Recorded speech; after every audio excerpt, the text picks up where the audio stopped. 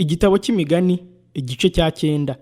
Bwenge yubatse inzu ye, yabaje inkingi zayo ndwi, abaga amatungo ye, akangaza vino ye, aringaniza n'ameza ye, maze atuma abaja be, arangurura ijwi ari aharengeye hose ho mu murwa, ati umuswa wese nagaruke hano.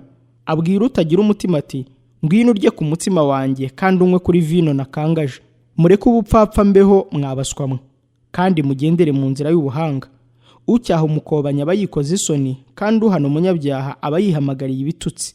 Ntuhana umukobanyi kugira ngo atakwanga, ariko nuhana umunyabwenge azagukunda. Bwiriza umunyabwenge kandi azarushaho kugira ubwenge, igisha umukiranutsi kandi azunguka kumenya. Kubaha Uwiteka ni ishingiro ry'ubwenge, kandi kumenya Uwera ni ubuhanga. Nijye uzakugwiriza iminsi, nkakungura imyaka yo kubaho kwawe. Niba uri umunyabwenge, ubwo bwenge ni wowe ubwiringiye ku bwawe, kandi nukobana ni wowe biziberaho ubwawe. Umugore upfapfana arasakuza, ni ikirimarima kandi ntacyo amenya.